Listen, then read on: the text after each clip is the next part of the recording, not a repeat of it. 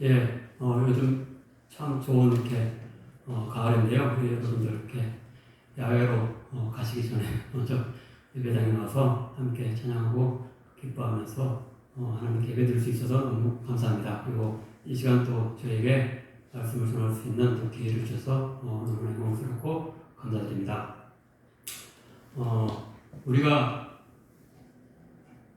지난 한 달 동안 영상 새벽 기도회에서 사무엘 하서 시작부인 1장부터 7장을 통해서 다윗의 왕위 등극과 통일 왕국의 형성, 그리고 예루살렘으로 수도를 옮기고 언약궤를 가져오고 급기야 성전 건축을 계획하는 가운데 하나님이 기쁘시게 여기셔서 영원한 왕조를, 영원히 지속되는 왕조를 이루겠다는 놀라운 축복의 언약을 받는 일들에 대해서 묵상했습니다. 오늘 본문이 속해 있는 이어지는 8장부터 10장은 다윗이 주변 나라들을 차례로 정복하여서 영토를 넓힐 뿐만 아니라 대내외적으로 통치를 잘하여서 이스라엘 역사에서 가장 강성하고 빛나는 나라를 이루었던 시기를 기록합니다. 다윗은 예수님의 애표가 되는 인물이라고 했는데요. 다윗 왕의 통치에 대해서 살핌을 통해 예수님이 도래시키신 하나님 나라의 모습은 어떤 것일지를 생각하고 상상해 볼 수 있는 이 시간 되기를 바랍니다. 또한 요즘 욕을 하고도 사과조차 않는 우리나라의 대통령이라는 분을 비롯한 정치인들의 행태가 매우 실망스러운데요. 우리 그리스도인들은 어떤 정치를 소망하며 실현시키려고 해야 하는지 생각해 보도록 하겠습니다. 첫째, 서론적으로 다윗 왕과 예수님의 관계에 대해 다시 한번 확인하면서 예수님의 구원이란 단순히 죄사함을 통해 우리 영혼과 마음에만 임하는 것이 아니라 정치를 비롯한 우리의 삶 전체 영역에서 예수님의 통치가 이루어지는 것임에 대해 살펴보도록 하겠습니다. 이미 앞에 7장의 다윗 언약에서 보았듯이 하나님은 다윗을 축복하셔서 그의 왕조가 영원할 것임을 약속하셨습니다. 그러나 실제 역사에서 그의 왕조는 주전 천년경에서 주전 587년까지 곧 대략 400여 년만 지속되다가 멸망했습니다. 그러나 그 언약은 그로부터 이렇게 유다까지 멸망한 뒤부터 약 600여 년 뒤인 신약 시대에 예수님에 의해 궁극적으로 성취된다고 나와 있습니다. 예수님의 족보를 기록한 마태복음 1장은 맨 앞에서 예수님이 다윗의 자손임을 강조하면서 이후 긴 족보를 통해 예수님이 다윗 왕의 28대 후손임을 밝힙니다. 아브라함과 다윗의 자손 예수 그리스도의 계보라. 아브라함이 이삭을 낳고 이삭은 야곱을 낳고 야곱은 유다와 그의 형제들을 낳고 유다는 다말에게서 베레스와 테라를 낳고 좀 지나가서 이새는 다윗 왕을 낳으니라. 다윗은 우리아의 아내에게서 솔로몬을 낳고 솔로몬은 르호보암을 낳고 좀 넘어가서 바벨론으로 사로잡혀 간 후에 여보냐는 스알디엘을 낳고 맏다는 야곱을 낳고 야곱은 마리아의 남편 요셉을 낳았으니 마리아에게서 그리스도라 하는 예수가 나시니라. 또한 누가복음 1장 30절부터 33절은 보다 직접적으로 마리아에게서 태어날 예수님이 다윗의 왕위를 계승할 것이라고 밝힙니다. 천사가 이르되 마리아여 내가 잉태하여 아들을 낳으리니 그 이름을 예수라 하라. 그가 큰 자가 되고 지극히 높으신 이의 아들이라 일컬어질 것이요 주 하나님께서 그 조상 다윗의 왕위를 그에게 주시리니 영원히 야곱의 집을 왕으로 다스릴 것이며 그 나라가 무궁하리라.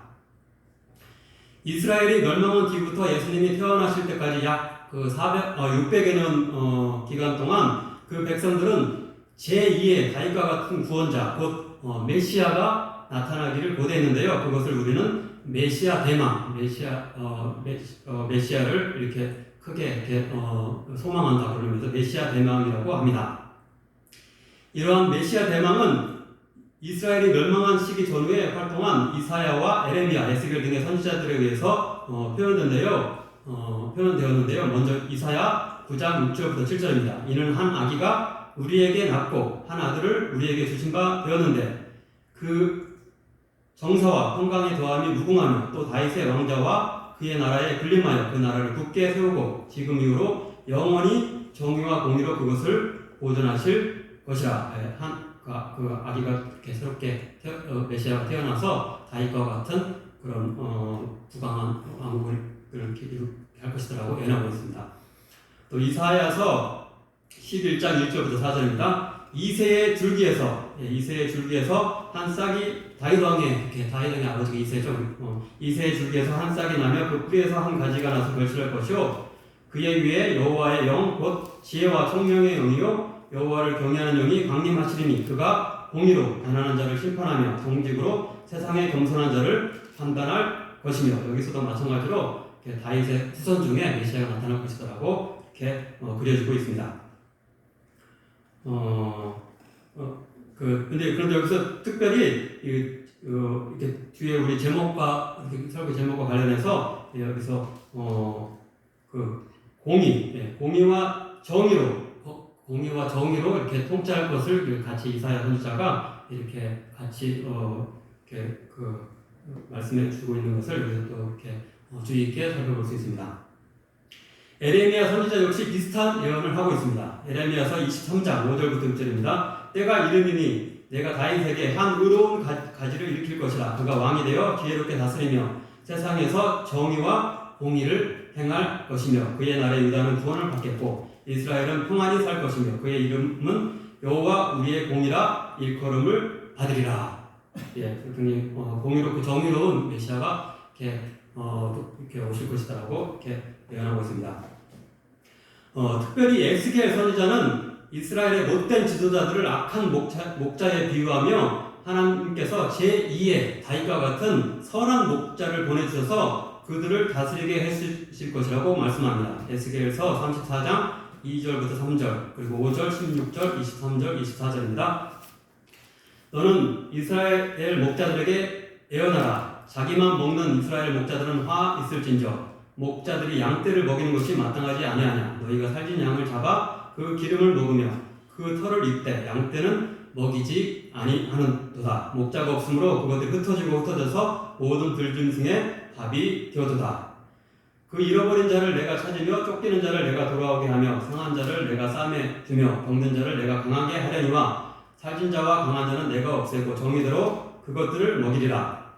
내가 한 목자를 그들 위에 세워 먹이게 하리니 그는 내 종 다윗이라. 그가 그들을 먹이고 그들의 목자가 될지라. 나 여호와는 그들의 하나님이 되고 내 종 다윗은 그들 중에 왕이 되리라. 다윗과 같은 또 위대한 왕이 다시 그들에게 와서 그 백성들을 이렇게 그 목자처럼 잘 돌봐줄 것이다라고 여기서 말씀하고 있습니다. 신약 성경은 바로 이 제2의 다윗과 같은 메시아에 대한 그들의 소원이 예수님에게서 성취되었음을 알리고 있습니다. 흔히 우리가 예수님을 그리스도라고 하는데요. 그리스도는 헬라어 그것에 해당하는 히브리어는 바로 메시아이기 때문에 그리스도라는 말과 메시아와 똑같은 말입니다. 이것은 요한복음 1장 41절에서 예수님을 먼저 만나 자신의 형제 시몬 베드로에게 전도한 안드레에 관한 이야기에서 찾아볼 수 있습니다. 그가 먼저 자기의 형제 시몬을 찾아 말하되 우리가 메시아를 만났다 하고 메시아는 번역하면 그리스도라. 예수님께서 오병이어의 기적을 행하셨을 때 무리들이 그분을 임금 곧 왕으로 삼으려고 한 것을 예수님이 피하셨다고 했는데요. 이것은 그들이 바라던 모습 그대로의 메시아는 예수님이 아니었음을 뜻합니다. 예수님께서는 빌라도에게 신문을 받을 때 이렇게 말씀하십니다. 요한복음 18장 36절입니다. 예수께서 대답하시되 내 나라는 이 세상에 속한 것이 아닙니다. 만일 내 나라가 이 세상에 속한 것이었더라면 내 종들이 싸워 나로 유대인들에게 넘겨지지 않게 하였으리라. 이 말씀은 예수님이 결심만 하신다면 인기가 많으시기 때문에 충분히 많은 사람들을 동원할 수 있고 무장 혁명도 일으켜서 왕이 될 수 있었음을 뜻합니다. 하지만 예수님은 그들이 바라던 대로의 다윗과 똑같은 의미의 정치 군사적 메시아는 아니었습니다. 그분이 세우고 통치하기를 원하시는 나라는 이 세상의 어떤 특정한 나라가 아니라 전 우주적이며 영적인 하나님 나라였던 것입니다. 즉 예수님은 자신의 그 왕됨을 부인하지 않으시지만 그것이 일반적인 정치 군사적 지도자로서는 아님을 밝히고 있는 것입니다. 요한복음 18장 37절입니다. 빌라도가 이르되 그러면 내가 왕이 아니냐? 예수께서 대답하시되 내 말과 같이 내가 왕이니라. 내가 이를 위하여 태어났으며 이를 위하여 세상에 왔나니 곧 진리에 더하여 증언하려 함이로다. 하나님 나라의 진리에 대해서 이렇게 선포하시고 하나님 나라를 이루기 위해서 오셨다는 뜻으로 이렇게 이해할 수 있습니다. 이렇게 예수님은 다윗왕과 같이 무력을 군사력을 사용하여서 다스리고 이스라엘이라는 특정 지역에 국한된 그런 메시아는 아니십니다. 하지만 다윗왕과 같이 그리고 제2의 다윗왕을 고대하는 예언자들의 메시아 대망에서 표현되는 바와 같이 정의와 공의 또 인애로 하나님의 나라를 다스리는 분이라고 할 수 있습니다. 이스라엘이라는 한 민족과 국가를 중심으로 주로 이야기되는 구약과 달리 신약 성경의 많은 부분은 보다 보편적이면서도 영적이고 개인적으로 하나님의 구속사가 이야기되기 때문에 예수님이 하나님의 나라와 그 나라의 백성인 우리 그리스도인들을 정의와 공의 그리고 인애로 다스린다는 말이 잘 와닿지 않는데요. 성경은 분명히 예수님을 통해 하나님의 나라가 이 세상에 도래했음을 알리고 있고 정의와 공의 그리고 인애가 하나님 나라의 통치 원리가 되어야 함을 밝히고 있습니다. 마태복음 23장 23절부터 24절입니다. 화 있을진저 외식하는 서기관들과 바리새인들이여 너희가 박하와 회양과 근처에 11조는 들이되 율법에서 중한 바 정의와 국률과 믿음은 버려두다. 그러나 이것도 행하고 저것도 버리지 말아야 할지니라. 맹인된 인도자여 하루살이는 걸러내고 낙타는 삼키는도다. 예수님은 구약 모세 율법의 근본 정신인 약자에 대한 정의와 인애의 정신을 강조하시면서 율법의 문자를 빙자하여 약자들을 억압하는 당시 유대 지도자들을 꾸짖고 계신 것입니다. 이제 사무엘 하서의 본문을 통해 다윗 왕은 당대의 통일 이스라엘이라는 한 왕국의 차원에서 어떻게 정의와 인애의 통치를 했는지 살펴보도록 하겠습니다. 이를 통해 한 국가의 국민이기도 한 오늘의 우리 그리스도인들이 어떻게 정치의 영역에서도 하나님의 뜻을 실천할 수 있을지 고민해 보았으면 좋겠습니다. 첫째로 15절은 다윗의 통치를 이렇게 요약합니다. 다윗이 온 이스라엘을 다스려 다윗이 모든 백성에게 정의와 공의를 행할세. 여기서 정의와 공의라는 그 단어는 히브리어에서 이렇게 굉장히 중요한 단어라서 한번 이렇게 말씀드리면 히브리어로는 미셰파트와 체다카인데요. 구약 성경에서 30번 넘게 서로 동의어적으로 짝을 이루어서 사용됩니다. 우리가 사회과학에서 정의를 응보적 정의 그리고 분배적 정의, 절차적 정의, 회복적 정의 등으로 구분하여 사용하는데요. 성경적 정의의 가장 특징은 사회적 약자를 재판에서 공평하게 대하며 보호하는 데 초점이 맞추어져 있다는 점입니다. 대표적 예로 스가랴서 7장 9절부터 10절입니다. 만군의 여호와가 이같이 말하여 이르시기를 너희는 진실한 재판을 행하여, 그래서 재판이라는 말은 미셰파트, 정의라는 말과 같습니다. 그런 올바른 그런 정의를 행하여 서로 인애와 긍휼을 베풀며 과부와 고아와 나그네와 궁핍한 자를 압제하지 말며 서로 해하려고 마음에 도모하지 말라. 곧 정의를 행한다는 것은 과부와 고아와 나그네와 가난한 자 등 당시의 대표적 사회적 약자에 대해 공평하게 재판하며 그들의 생명과 권리를 지켜준다는 뜻이 있는 것입니다. 바로 며칠 전 대전의 한 아울렛에서 화재가 나서 7명의 사상자가 발생했습니다. 신축 건물인데도 제대로 스프링클러가 작동하지 않았으며 발화 지점인 지하 1층 주차장에 엄청난 양의 종이박스가 쌓여져 있었던 것으로 알려집니다. 안전 불감증이 심각했던 것입니다. 선진국의 경우는 개인적으로 별로 조심을 안 해도 최대한 안전한 구조를 만드는 게 기준이라고 한다면 우리나라는 여전히 각 개인이 항상 긴장하면서 조심해야 할 것을 요구하고 구조적으로는 최소한의 안전조치만 하는 것이 일반적인 것 같습니다. 그래서 이렇게 우리나라 사람들은 항상 보면은 딱 이렇게 몸이 다 굳어 있고 이렇게 긴장되어 있는 것 같은데 선진국 잘 사는 나라 가보면 사람들이 항상 풀어져 있는 걸 볼 수 있는데 이렇게 그게 좀 그런 차이가 안전에 대한 그런 그 차이가 큰 것 같습니다. 예, 안전 조치를 하는데 드는 비용과 인력을 아껴서 최대한 이윤을 얻으려고 하는 것이 보통 이렇게 또 기업들의 그런 그 모습이기 때문입니다.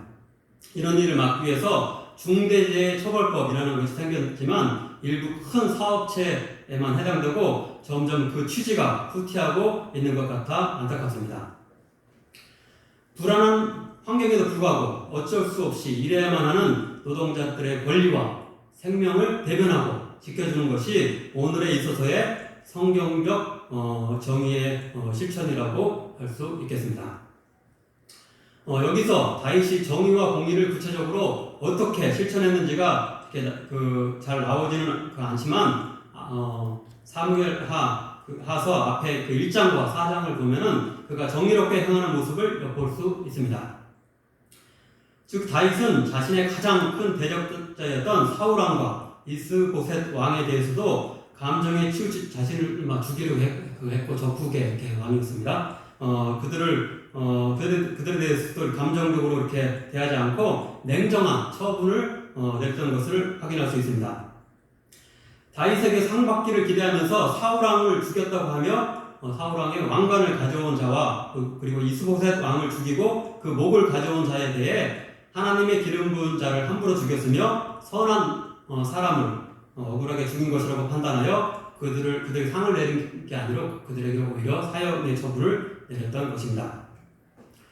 또한 조금 앞에 8장 4절을 보면 소바 왕국과 전쟁을 할 때에 마병 1700명을 사로잡았지만 병거 100대의 말만 남기고 다른 말의 힘줄은 끊어버렸다고 했는데요. 이렇게 많은 말이 생겼는데도 불구하고 이렇게 최소한의 어떤 말만 남겨놓은 다른 말들은 군사용으로 사용되지 못하도록 이렇게 처리를 했던 것입니다. 그런데 이것은 신명기 17장 16절에서 왕이 병마를 많이 두어서는 안 된다라는 하나님의 명령을 지키기 위함이었을 것입니다. 그는 병마를 많이 두지 말 것이요 병마를 많이 얻으려고 그 백성을 애굽으로 돌아가게 하지 말 것이니. 신명기 17장에는 이스라엘의 왕은 병마뿐만 아니라 아내와 재물도 많이 두어서는 안 된다고 명령합니다. 이것은 왕이 과도한 권력을 가져서 남용하는 일을 막기 위함일 것입니다. 재물 문제는 이렇게 잘 성경에 나와 있지 않지만 다윗은 나중에 아내가 많고 그리고 여인을 탐함으로 인해 죄를 짓고 그래서 끝내 이렇게 그들의 아들 이복 형제들끼리 이렇게 싸워서 그의 왕국이 분열되고 몰락하는 것을 볼 수 있습니다. 그의 타락하고 추락하는 그런 이야기는 본문 이후인 그런 10장 이후에 나와 있습니다. 시편 20편 7절부터 8절은 다윗이 가장 신앙이 좋았고 성공적이었던 시절을 이렇게 묘사합니다. 어떤 사람은 병거, 어떤 사람은 말을 의지하나 우리는 여호와 우리 하나님의 이름을 자랑하리로다. 그들은 비틀거리며 엎드러지고 우리는 일어나 바로 서도다. 이것은 목동 시절 골리앗을 상대할 때 칼과 창과 단창을 의지 않고 오직 여호와의 이름으로 나아간다고 외칠 때에 그런 순수했던 그 다윗의 모습이 여전히 이렇게 남아있던 것을 볼 수 있습니다. 또한 시편 18편 20절부터 23절입니다. 여호와께서 내 의를 따라 상 주시며 내 손의 깨끗함을 따라 내게 갚으셨으니 이는 내가 여호와의 도를 지키고 악하게 내 하나님을 떠나지 아니하였으며 그의 모든 규례가 내 앞에 있고 내게서 그의 율례를 버리지 아니하였음이로다. 또한 나는 그의 앞에 완전하여 나의 죄악에서 스스로 자신을 지켰으니 자기 자신이 완전할 정도로 율법을 잘 지켰다고 이렇게 스스로 이렇게 고백하고 있습니다. 신명기서 17장 18절부터 20절을 보면 왕이 교만해지지 않기 위해 율법서를 항상 곁에 두고 읽으며 모든 규례를 지켜야 된다고 명령하시는데요. 다윗은 그 말씀 그대로 준행하려고 애썼던 것입니다. 즉 그는 율법서로 불리는 창세기부터 신명기까지에 나오는 제사법과 십계명 그리고 희년법 또 이삭 죽기법 등의 각종 약자 보호법 등을 철저히 지켰던 것으로 볼 수 있습니다. 이런 그의 철저한 율법 준수에 하나님은 그를 축복하셔서 주변의 많은 나라를 정복하게 하셨습니다. 즉 8장 6절과 14절은 두 번 반복하여 이렇게 말씀합니다. 다윗이 어디로 가든지 여호와께서 이기게 하시니라. 다윗이 어디로 가든지 여호와께서 이기게 하시니라. 따라서 다윗은 8장과 10장을 보면 이스라엘 서쪽의 블레셋 그리고 북쪽의 아람과 소바와 하마 그리고 동쪽의 암몬과 모압 남쪽에 아말렉과 에돔 등을 모두 물리치고 하나님이 본래 아브라함에게 약속하셨던 영토를 거의 차지하게 됩니다. 하나님이 창세기 15장 18절에서 이렇게 아브라함에게 약속하셨습니다.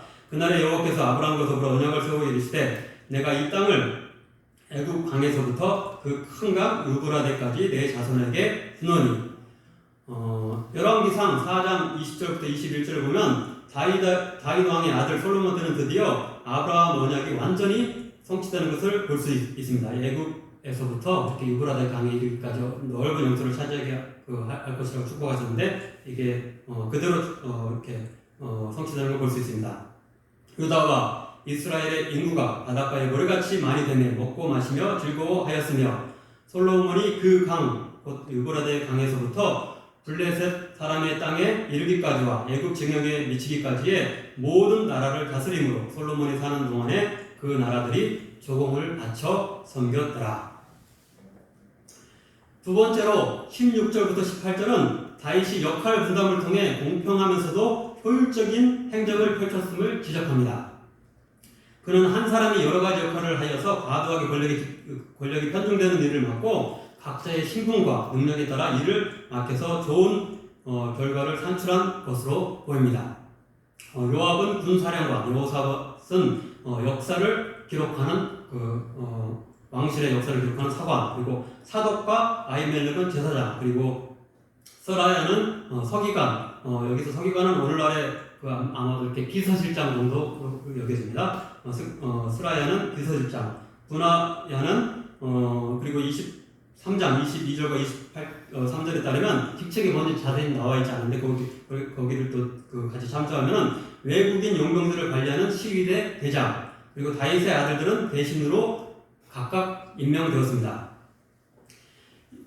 그리고 역대상 27장과 28장 그리고 23장 등을 보면 다윗이 군대와 행정과 재판과 성전 봉사 등을 어떻게 체계적으로 관리했는지가 보다 상세하게 나와 있습니다. 먼저 군대는 요압을 총사령관으로 하고 백부장과 천부장 그리고 24,000명을 다스리는 군단장으로 올라가는 피라미드, 점차 이렇게 피라미드 조직을 이루게 하여서 총 12군단 각각이 1년에 한 달씩 복무하게 했습니다. 따라서 이렇게 모든 총 그런 인원을 다 합하면은 28만 8천 명, 28만 8천 명의 그런 군인을 두었던 것으로 보입니다. 다음으로 각 지파의 행정관을 임명하여 주요 의제가 있을 때 그들을 소집하여 의논하게 한 것을 볼 수 있습니다. 또한 30세 이상의 레인이 총 3만 8천 명이었는데요. 그중 2만 4천 명은 성전의 제사 등의 다른 업무를 맡겼고 4천 명은 성전의 문지기, 또 다른 4천 명은 찬송을 위해서 악기를 연주하는 자, 그리고 나머지 6천 명은 관원과 재판관으로 각각 임명합니다. 이렇게 레인들을 또 크게 이렇게 동영한 것을 볼 수 있는데 굉장히 오늘날보다 오히려 더 잘한다고 할 수 있을 정도로 굉장히 하나님께 예배하는 일에 이렇게 성실을 다했던 걸 볼 수 있습니다. 마지막 세 번째로 9장 1절부터 4절에서 다윗이 인애를 베푼 일에 대해 살펴보도록 하겠습니다. 그는 비록 자신을 죽이려 한 사울 왕의 그 아들이었지만 가장 친한 친구이기도 했던 요나단에게 한 맹세를 지키기 위해 요나단의 그 홀로 남은 아들이며 불구자였던 그런 무비보셋에게 은총 곧 인애를 베풉니다. 1절입니다. 다윗이 이르되 사울의 집에 아직도 남은 사람이 있느냐 내가 요나단으로 말미암아 그 사람에게 은총을 베풀리라 하니라. 히브리어로는 은총과 인애라는 말이 똑같이 헤세드라는 말로 이렇게 같기 때문에 이렇게 인애라고 이렇게 제가 또 좀 바꿔서 한번 해보았습니다. 사무엘상 20장을 보면 다윗이 사울의 살해 위협을 피해 도망다닐 때 요나단이 사울의 행보를 미리 알려주겠다고 약속한 대신 다윗은 요나단에게 자신이 권력을 차지할 때 요나단의 가문을 지켜주겠다고 약속합니다. 한편 사무엘하 4장 4절을 보면 무비보셋은 5살의 아이일 때 아버지 요나단과 조부 사울이 죽었다는 소식을 듣고 그의 의모가 그를 안고 도망치다가 떨어뜨려서 이렇게 불구가 되는 그런 전륜발이가 되고 말았습니다. 무비보셋이 이런 연약한 상황에 처했음에도 불구하고 다윗은 약속대로 무비보셋에게 인애를 베푼 것입니다. 이어지는 5절부터 13절을 보면 다윗은 무비보셋에게 과거 사울왕의 소유였던 땅을 모두 이렇게 돌려주었으며 왕자의 한 명처럼 자신의 자기 아들처럼 이렇게 여기면서 자신의 왕국의 식탁에서 먹는 영광을 누리도록 조치했습니다. 어쩌면 이제 도저히 스스로는 권력을 회복할 수 없는 자를 잘못하면 잠재적 적재자로 만들 수 있음에도 불구하고 약속을 지키기 위해서 인애를 베푼 것입니다. 이런 다윗의 진심 어린 마음이 담긴 선정 때문에 사울의 후손은 더 이상 다윗에게 위협이 되는 것이 아니라 오히려 협력자가 되었을 것입니다. 아무쪼록 우리의 정치에도 이런 인애를 베풀 줄 알며 적재자까지 포용할 수 있는 선한 정치인이 많아지길 기대합니다. 그런데 다윗의 인애의 정치는 단지 내치에서만 실천된 것은 아닙니다. 10장을 보면 외교에 있어서도 인애를 실천한 것을 볼 수 있습니다. 즉 암몬의 왕 나하스가 죽었을 때 다윗이 도망자 시절에 이렇게 아마 성경에 나와 있지는 않은데 도망자 시절에 이렇게 암몬의 왕 나하스가 다윗을 이렇게 도와줬는가 봐요. 그때 베푼 은총에 보답하는 뜻으로 그의 왕위를 승계한 그의 아들 한운에게 은총 곧 인애를 베풀기 위해 조문단을 이렇게 뿌려서 보냈습니다. 10장 2절입니다. 다윗이 이르되 내가 나하스의 아들 한운에게 은총을 베풀되 그의 아버지가 내게 은총을 베푼 것 같이 하리라 하고 다윗이 그의 신하들을 보내 그의 아버지를 조상하라 하니라. 다윗의 신하들이 암몬 자손의 땅에 이르매 다윗은 나하스의 아들 한운과도 평화로운 관계를 유지하고 싶었기 때문일 것입니다. 이미 8장에서 주변국들을 모두 거의 다 이렇게 물리쳤기 때문에 그냥 암몬을 침공해도 이길 수 있었겠지만 그렇게 하지 않고 먼저 평화로운 관계를 도모하려 한 것입니다. 하지만 그런 다윗의 뜻을 거절하고 한우는 조문단의 수염을 깎고 옷을 찢어서 수치스러운 모습으로 돌려보냅니다. 그래서 결국 양국 간에 큰 전쟁을 하고 암몬은 큰 손실을 겪게 됩니다.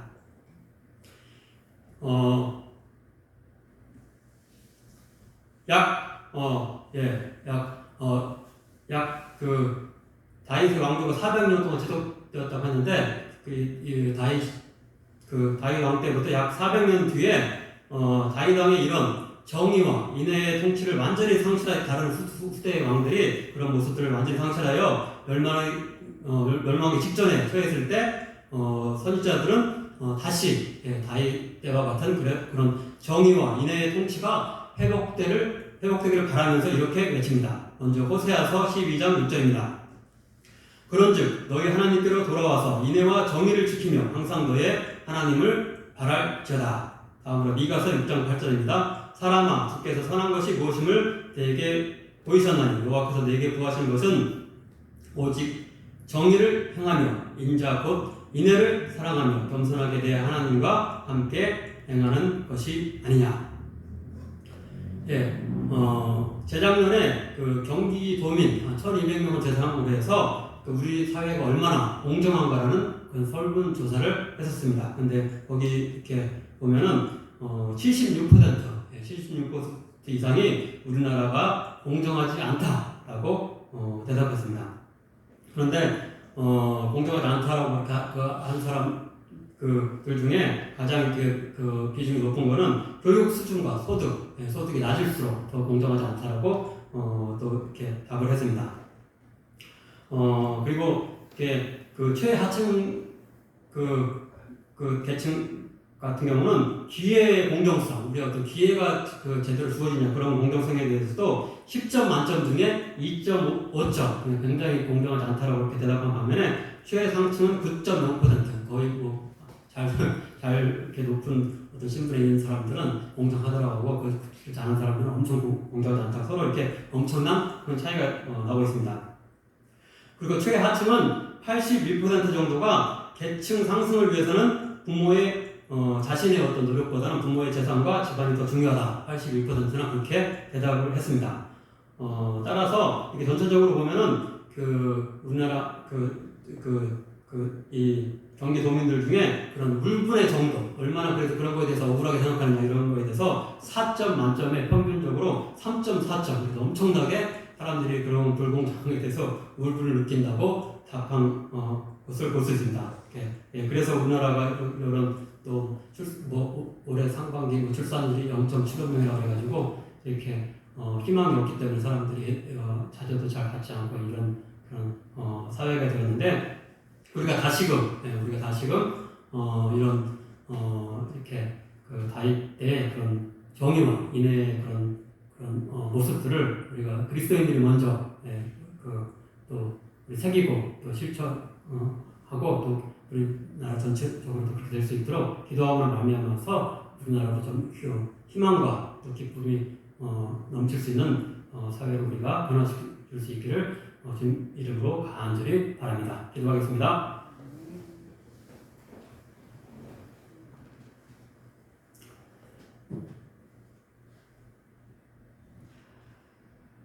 사랑의 하나님, 이 시간 가장 찬란하고 영광스러웠던 다윗 왕 시대의 하나님의 그런 정의와 인애의 다스림이 이렇게 행해졌던 것을 알게 하신 심히 감사드립니다.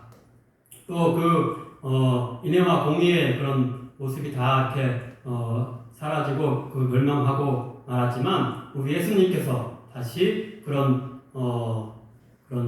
정의와 인애가 있는 그런 하나님의 나라를 이루시기 위해서 이 땅에 오시고 우리를 구원하신 것을 알게 하시니 심히 감사드려옵나이다. 우리 온 사회는 자기 자신만을 위하고 자기 자신의 어떤 이익만을 또 위하는 그런 모습 가운데 분열되고 아버지 또 이렇게 서로 분노하고 그런 모습들이 있는 것을 볼 수 있습니다. 우리 그리스도인들은 단지 이렇게 공정하고 정의로운 그런 그 사회를 만들기 위해서 노력할 뿐만 아니고 그것을 공정할 뿐만 아니고 또 이렇게 인애까지 사랑까지 베풀 수 있는 높은 아버지 그런 높은 그런 덕목을 지닌 신앙인들로 변화될 수 있도록 주께서 축복하여 주시옵소서.